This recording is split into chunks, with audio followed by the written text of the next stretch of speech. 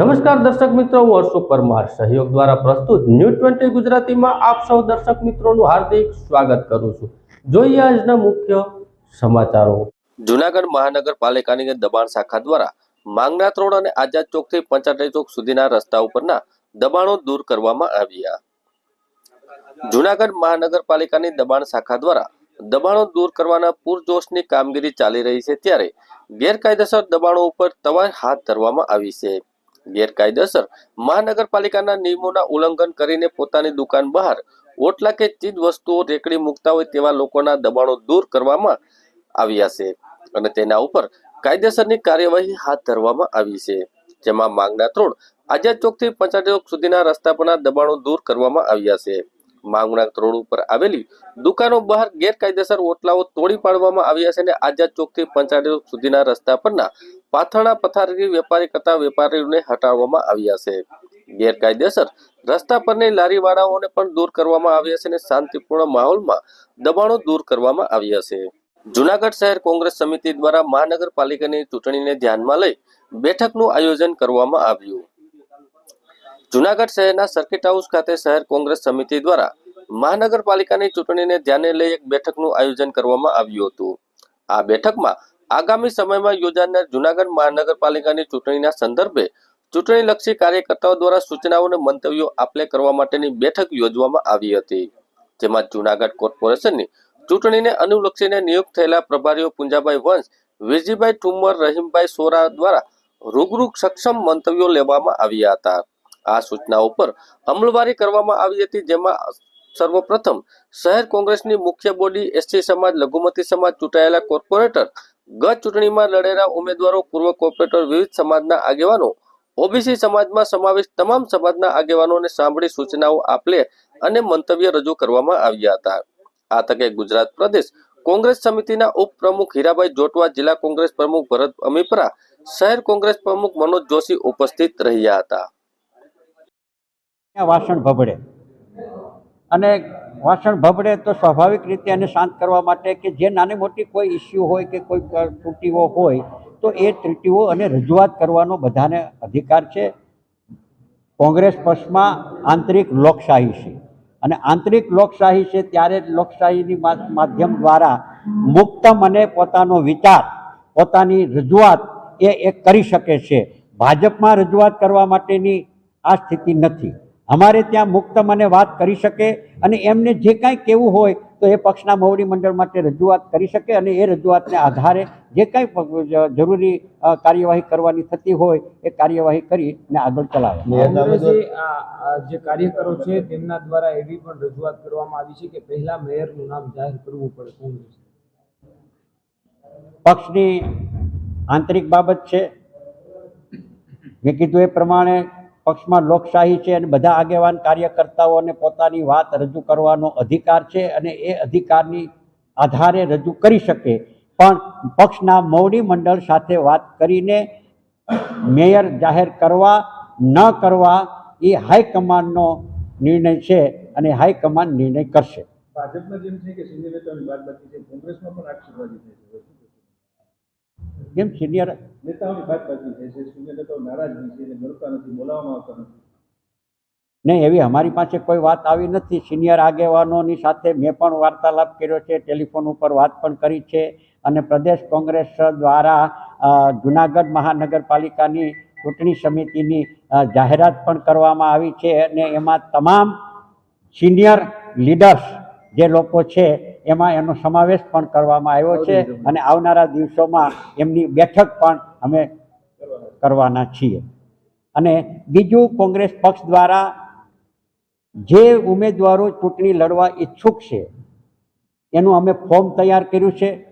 આપની ચેનલના માધ્યમ દ્વારા કોંગ્રેસ પક્ષની વિચારધારા સાથે સંકળાયેલા હોય, નિષ્ઠા અને પ્રામાણિક હોય અને વફાદારીથી જે લોકો જોડાયેલા છે એવા તમામ લોકોને આહ્વાન કર્યું છે અને ફોર્મ ભરી અને કોંગ્રેસ પક્ષને આપે એવા માટે અમે ફોર્મની પણ જાહેરાત કરી છે અને ફોર્મનું વિતરણ પણ કરવામાં આવ્યું છે। આપણી ચેનલ માધ્યમ દ્વારા એને વધારે પ્રસિદ્ધિ આપવામાં આવે એવી આપને વિનંતી પણ કરું છું। જૂનાગઢ શહેર ભારતીય જનતા પાર્ટી દ્વારા કોંગ્રેસના પુતળા દહન કરીને કોંગ્રેસ વિરુદ્ધ દેખાવનો કાર્યક્રમ યોજવામાં આવ્યો.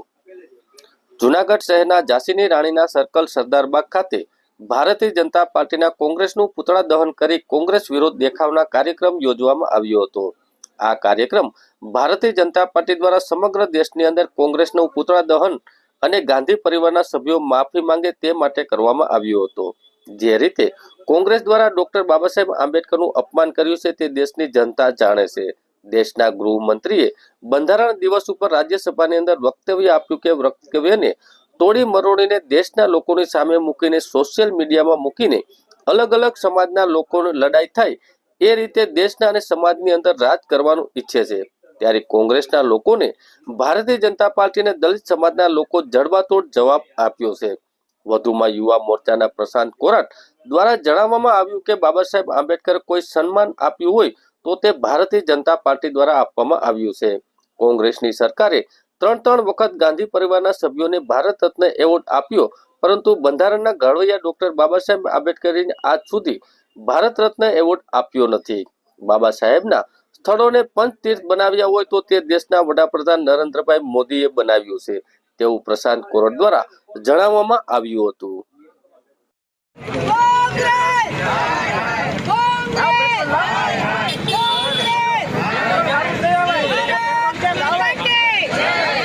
પૂરા દેશમાં ભારતીય જનતા પાર્ટી દ્વારા કોંગ્રેસના પુતળા દહનનો કાર્યક્રમ જૂનાગઢ મુકામે યોજાઈ રહ્યો છે.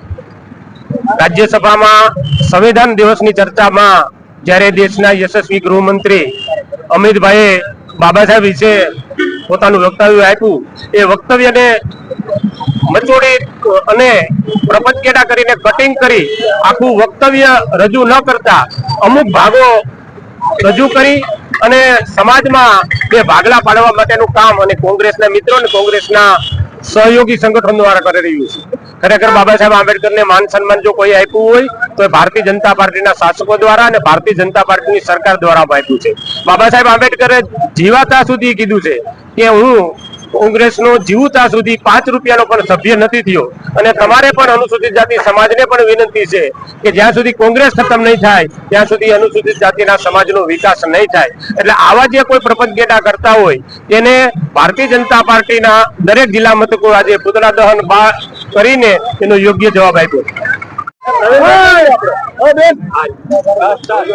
ભારતીય જનતા પાર્ટી દ્વારા સમગ્ર દેશની અંદર કોંગ્રેસનું પુતળા દહન અને ગાંધી પરિવારના સભ્યો માફી માંગે, જે રીતે એમને ડોક્ટર બાબા સાહેબ આંબેડકરજીનું અપમાન કર્યું છે દેશની જનતા જાણે છે.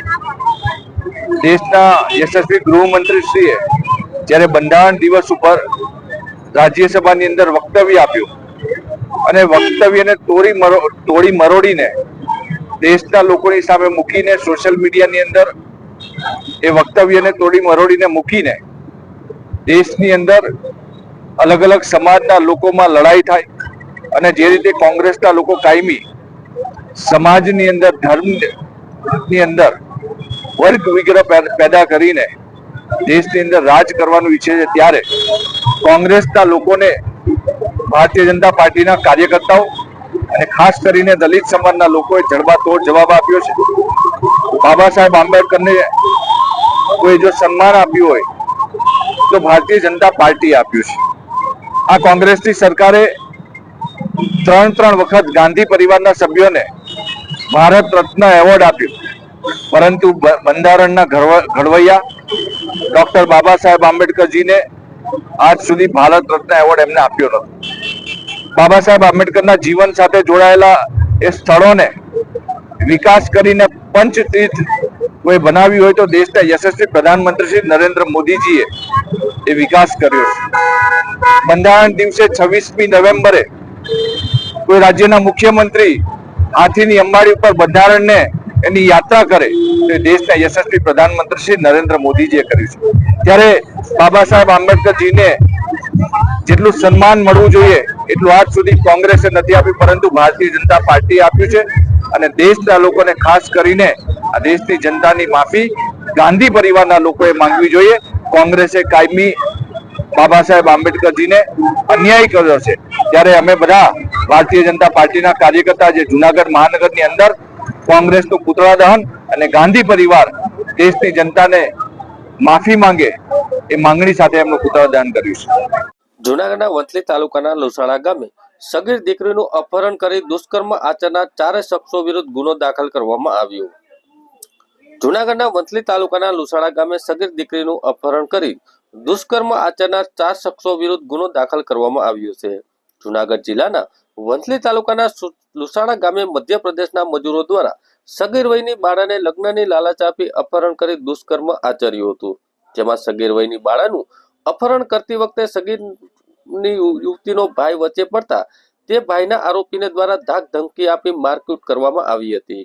હાલ તમામ આરોપીઓની પોલીસ દ્વારા ધરપકડ કરી કોર્ટમાં રજૂ કરી રિમાન્ડની માંગ કરવામાં આવી છે. તેમજ વધુમાં પોલીસ દ્વારા ડીવાયએસપી દ્વારા જણાવવામાં આવ્યું કે 12 ડિસેમ્બર 2024ના રોજ વંથલી તાલુકાના લુસાડા ગામે ગુનો દાખલ કરવામાં આવ્યો હતો. જેના ફરિયાદી બઠિયા ગોખીરિયા મુસાદેશ મધ્યપ્રદેશના રહેવાસી હોય. હકીકત એવી છે કે 1 ડિસેમ્બર 2024ના રોજ વંથલી તાલુકાના લુસાડા ગામની મજૂર પરિવાર ખેતી કરી રહ્યો હતો. તે દરમિયાન દીકરીએ 4 મજૂરો મધ્યપ્રદેશના સાથે રહેવાસીઓ છે તે સગીર વયની બાળાને બળજબરીપૂર્વક અપહરણ કરી ગયા હતા અને ભોગ બનનારને અપહરણ કરીને લાલચ આપીને શરીર સંબંધ બાંધેલો હોય તો દીકરી ભાઈ વચ્ચે પડતા તેને ઢીકા પાટુનો માર મારી જાનથી મારી નાખવાની ધમકી આપવામાં આવી હતી. જેના આધારે પોલીસ તપાસ ચાલુ કરતા પૈકી 3 આરોપીની ધરપકડ કરી છે અને 2 દિવસના રિમાન્ડ મંજૂર કરી આગળની કાર્યવાહી હાથ ધરવામાં આવી છે. તારીખ 12 ડિસેમ્બર 2024ના રોજ વંથલી તાલુકાના લુસાડા ગામે એક ગુનો દાખલ કરવામાં આવ્યો છે, જેના ફરિયાદી બઠિયા ગોખીરિયા મુસાલદે છે કે જેઓ એમપીના રહેવાસી છે. હકીકત એવી છે કે 1 ડિસેમ્બર 2024ના રોજ વંથલી તાલુકાના લુસાડા ગામેથી મજૂર પરિવાર જે ખેતી કામ કરી રહ્યો છે તેમાંથી એક દીકરીને 4 મજૂરો કે જેઓ તેમના મધ્યપ્રદેશના સાથેના રહેવાસીઓ હતા તેમને બળજબરીથી અપહરણ કરી ગયેલા હતા. અને હકીકત એવી છે કે એમાં ભોગ બનનારનું અપહરણ કરેલ અને તેને લગ્નની લાલચ આપીને તેની સાથે શરીર સંબંધ બાંધેલ હતો અને જે શાહિદો એટલે કે દીકરીનો ભાઈ છે એ વચ્ચે પડતા તેને ઢીકાપાટનો માર મારેલ હતો અને જાનથી મારી નાખવાની ધમકી આપેલ હતી.